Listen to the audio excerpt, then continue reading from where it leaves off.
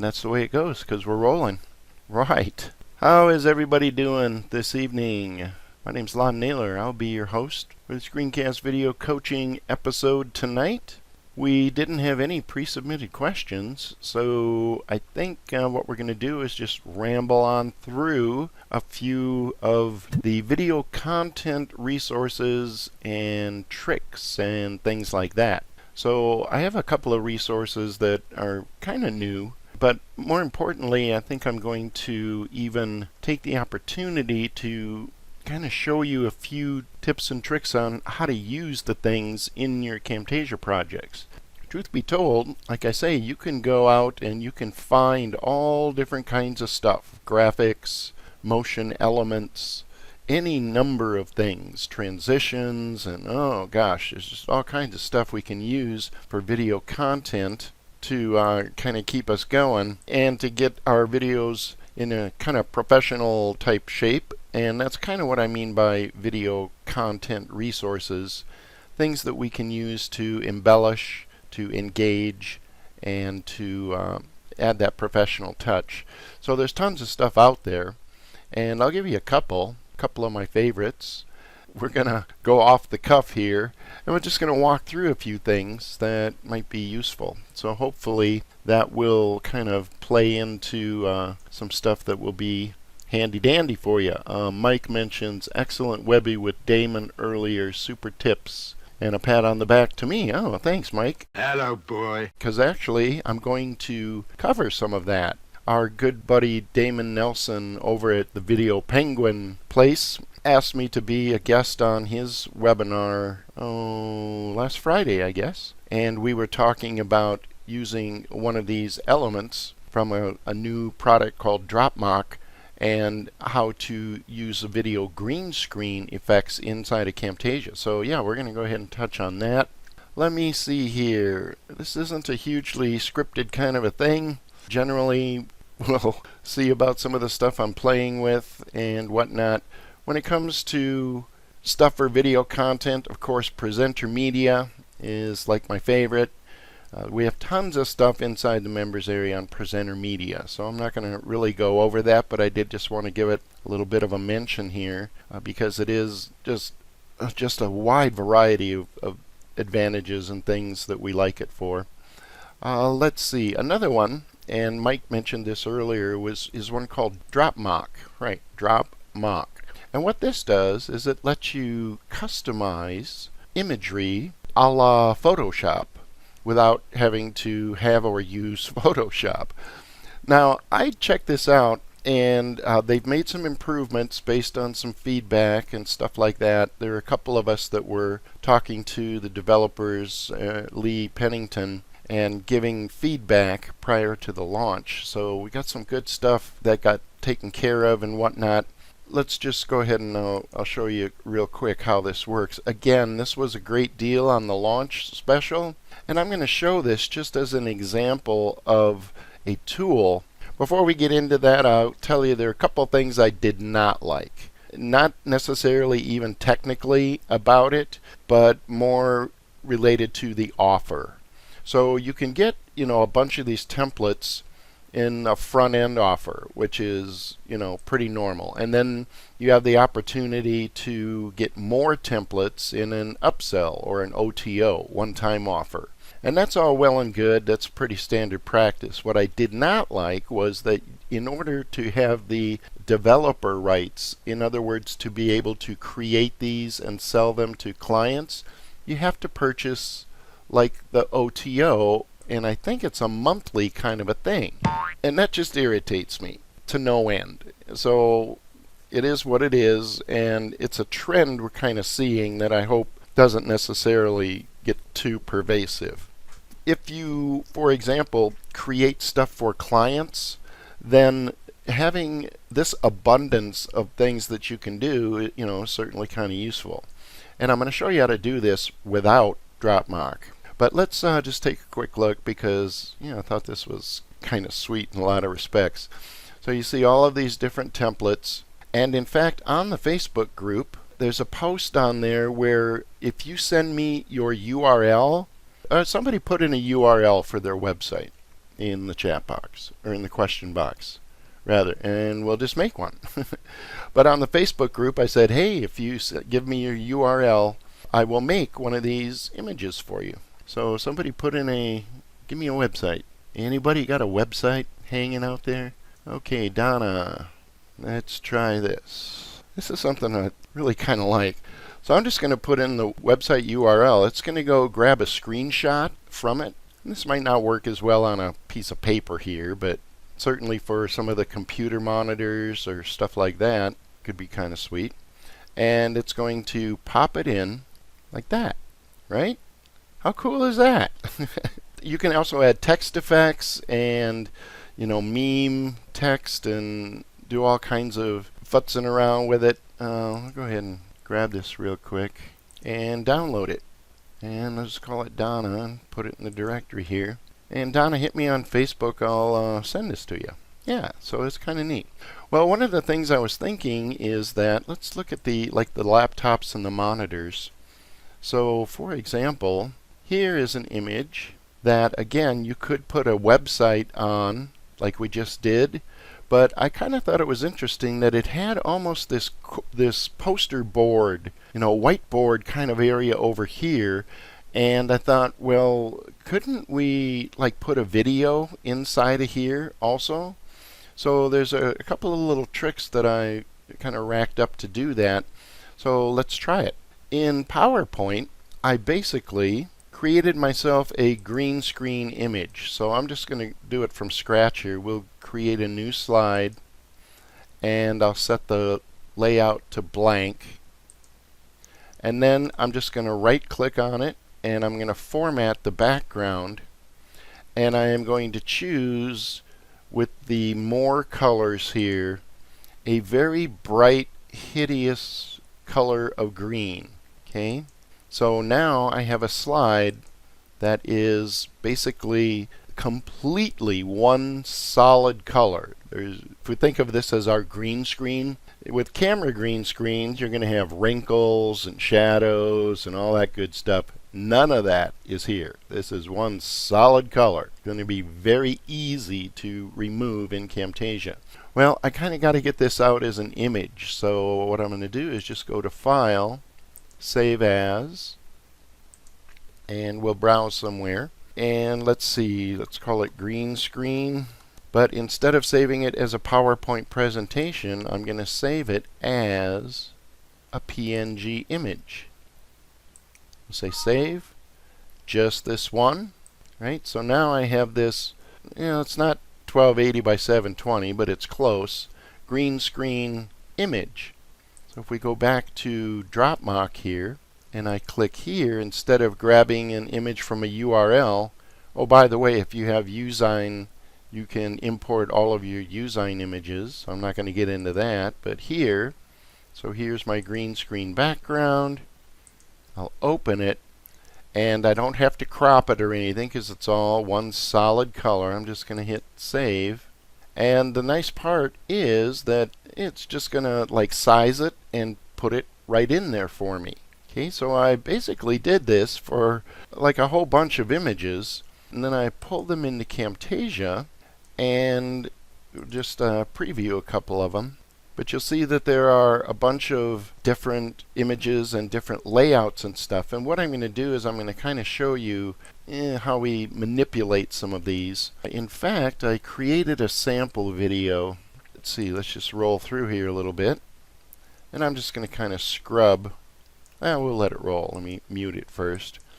But you'll see what I did was, here's a video clip that now runs where the green screen is, and I'll show you how to do that in a second. But I also added some extra elements in Camtasia. So there's a Camtasia text callout, and then I'm going to show you a trick here to be able to do this cool zoom effect, like a Ken Burns effect, where everything stays together, and just added a bunch of different elements and things like that. So let's jump over to Camtasia and take a quick look at this particular sample video project.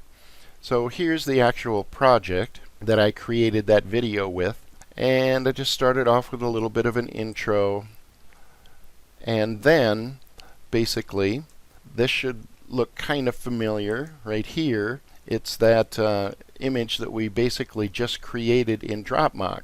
It has a green screen. Okay, so I'm going to, let's jump to the end here and I'll just kind of show you how to set that up. So I would take my image, drop it on the timeline, and we'll stretch out here, right? And I'll resize it to make it fit.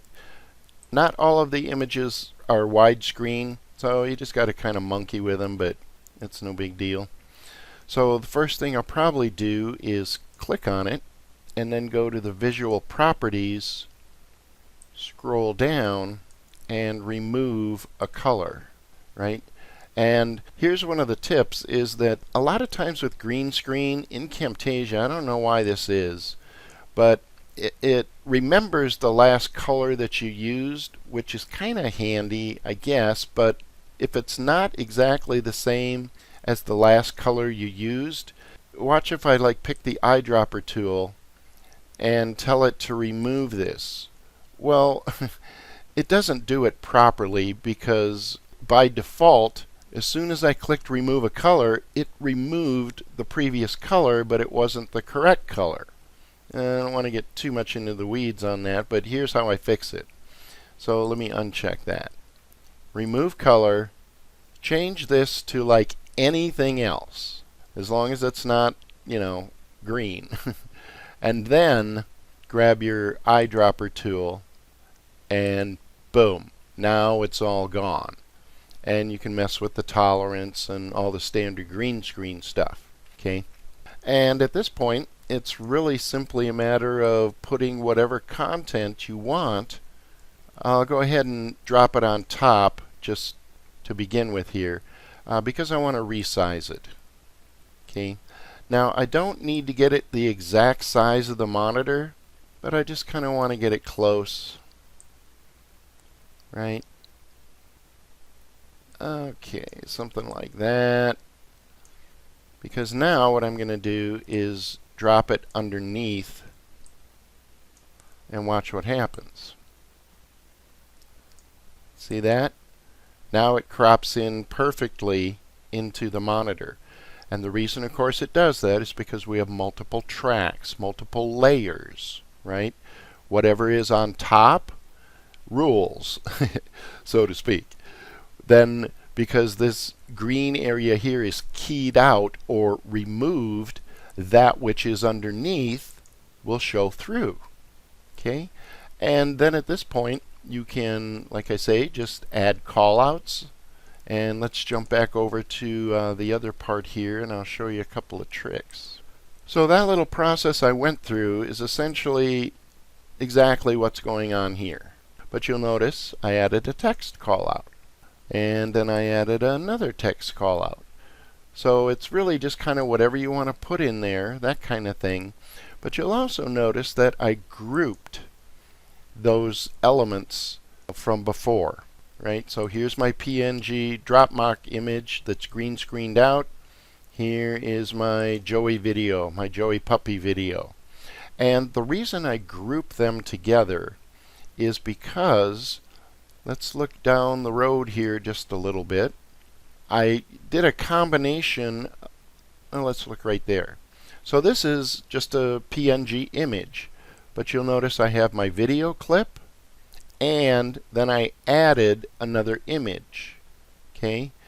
And in order to make these move and zoom all together, what you need to do is you need to group them. And let me collapse the group for a second. Notice right here, I put in a zoom. And it's a nice slow zoom. But notice what's happening. The video clip and the Dropbox image are zooming together, right? And then, boom, the other image comes in and it's zooming together as well. Everything works together, but only if you group them. Okay, if I hadn't grouped these, I would have to try to animate the PNG with a zoom and then animate the Joey video with a zoom. Oh, hideous. hideous to try to synchronize that. So the way we get around that, of course, is, let's jump back here. We just group them. So you highlight and select, or you can pick one, hold your control key, select, right click, group. And now any animations I apply to this group will apply to all the elements of the group. Right? So that's kind of a neat little tip. Okay, does that help? Scott likes it. Julie says she may be really dense. Why bother with adding the green screen again? You don't have to, Julie, and that's kind of a good point. So for example, let's just make that point. Let's take my green screen thing. Let's drop it here. Technically, it's just a little cleaner, and I'll show you why. Let's just say this is an image. I'll show you that you can do this without DropMock. DropMock just does the sizing here, and you saw how long it took me to create this. I could do the same thing in PowerPoint, but I got to draw out a shape and or different things like that. Again, technically speaking, I wouldn't have to use a green screen, as Julie alluded to, and here is why. I could just drop the Joey video on top and then resize it to fit in the screen, right? And we might have to stretch Joey and Kiro out a little bit. For all intents and purposes, that's kind of the same. In fact, let's zoom in a little bit. It is kind of the same, except that with the green screen, it's going to be very definitive, and you don't really have to monkey around too much with getting it right. So in this particular case, it kind of works out okay because the border for the Joey video is black, and this is black down here. When you start getting into some of the other images and whatnot, it's a little bit easier to use a green screen. Let me give you an example. So that worked well when the image right here is square. Okay, let's jump over to one of these and take a look at this guy. Right? So here, we're kind of off kilter, aren't we? And you'll notice that it has a curve to the top of the television screen here.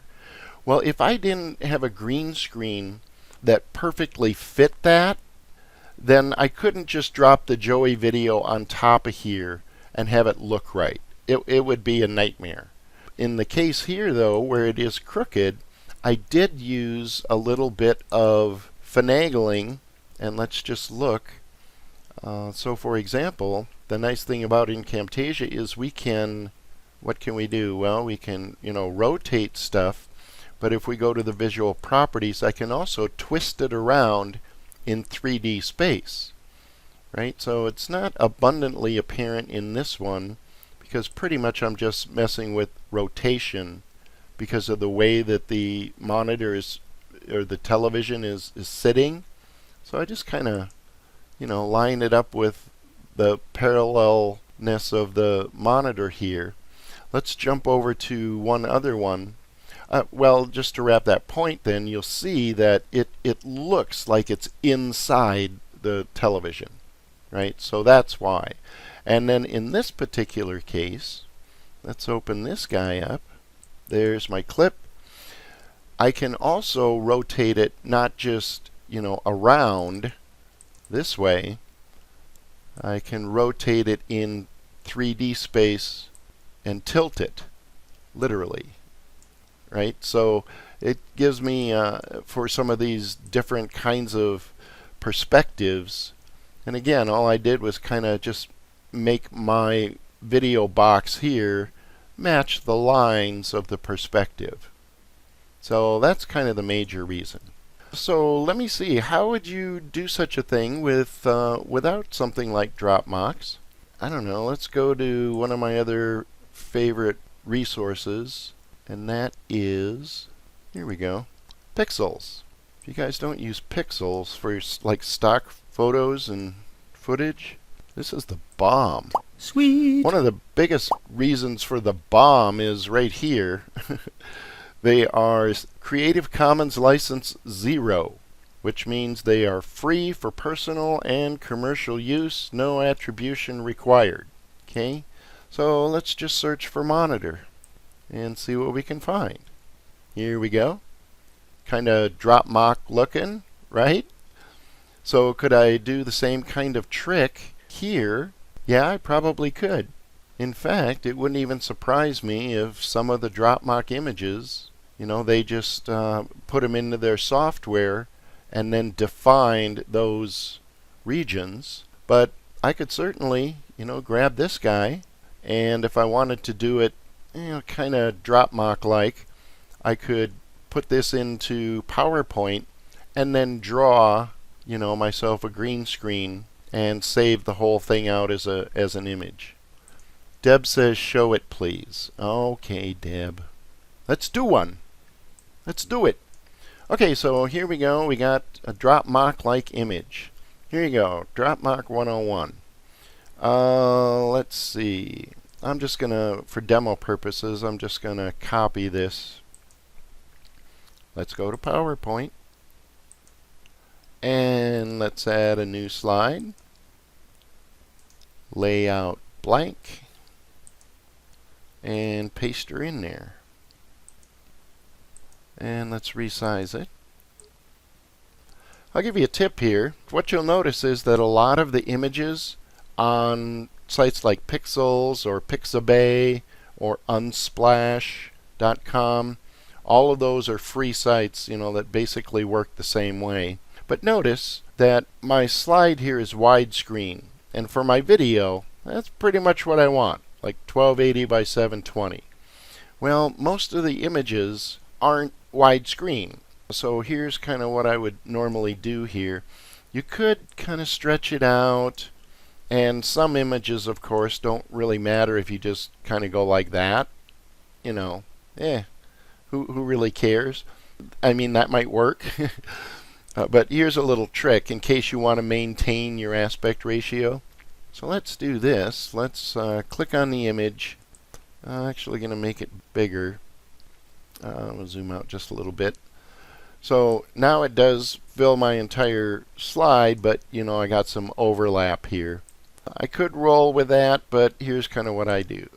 Click the Format tab, crop to aspect ratio. So I'm going to crop it to a 16 by 9 aspect ratio. And when I do that, you'll see that I get the crop lines and stuff, and now I can pick, okay, I want to make sure, that looks pretty good there. So we'll crop it like that, and now when I resize it to the slide, it fits perfectly. Boom. Okay, so that's a little trick. Let's see, how should we roll with this? We need a green screen, so let's insert a shape. And I think the easiest way to do this is probably we're going to do a freeform shape. Okay, this little guy here. Not the real squiggly one, not the scribble, freeform. I'll show you why. So we'll click that, and then I'm going to click the corner there. I'm going to line it up nicely, click there, and then you see it, I got my line here. I'm going to click here. I'm going to follow it nice and straight, get it lined up, click there, and then I'm going to close this shape. Boom. Right? Then at this point, I can kind of adjust it a little bit if I wanna, or I could redo it if I really screwed it up. And then just right click and make it green. Boom. Right?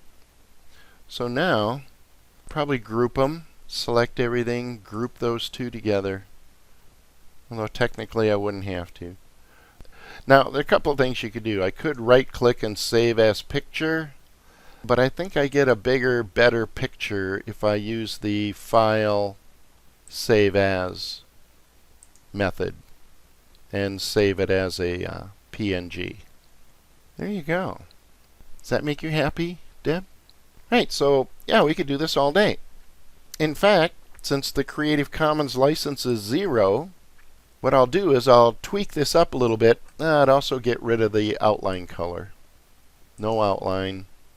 And I don't know, that's probably good enough for government work. Creative Commons license 0, I'll save this out and we'll put it in with the replay. So you guys can have this guy. In fact, I better do that right now or I'll forget. So browse, free green, and we'll save it as a PNG. We'll put it right in with the replay here so I can't miss it. You know, since we're just screwing around and all. Just this one. Boom.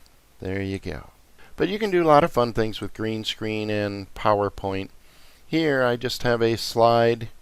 I used a nice big font. What did I use here? This is just Arial Black on a blue background. But what I did was I went ahead and exported it. Let's open this up. It's kind of fun. This is a little video clip. Let's get this out of the way. A cool little stock footage I got from Deposit Photos. If you go there, this is a site that you can pay for resources, but if you sign up, they send you free stuff every week. And this week happened to be this interesting little thing. There's several places like this, but I like their vector graphics, and I think I did a tutorial on how to bust these up and stuff. But yeah, they're pretty handy dandy. They're only free for a week, and then they're not free anymore. So you get like one vector, one photo, one video, and one, they call them editorials. I don't even know what those are. But this one was the free one, and I liked it. I thought, yeah, I could probably use this for something, right? So what I did, here's a little trick I'm experimenting with. It's kind of a green screen thing. Just text, green text. I put a little white stroke on it and put it on a blue background, exported as a PNG, just like we've been doing all day. And here it is. Okay, but then what I did was I took it in and of course green screened out. Let's look at the visual properties. Green screened out the essentially the text, and it kind of rolls like this. So here I did an animation to bring it in from the side, and so you can have like video backgrounds for text. Ooh, and then all I did to animate it out was use the transition. This is called the circle stretch. So watch this. This is kind of cool. I'll scrub through it real slow. Circle stretch. Oh. I also lengthened the clip a little bit. And in case you don't know how to do that, let's just kind of do it from scratch here. So the length of the clip was really only this long. Goes by pretty quick. Let's see what it is. It's 5 seconds. Okay, I wanted it to last a little longer than that. So all I did was right click on it and change the clip speed. Here's your clip speed trick. I never screw around with any of this stuff. Click once, up or down, don't care, right? Say OK. Then I grab the handles here and I make it whatever I want. A lot of people get hung up in, well, 114%? Is that right? Don't worry about it.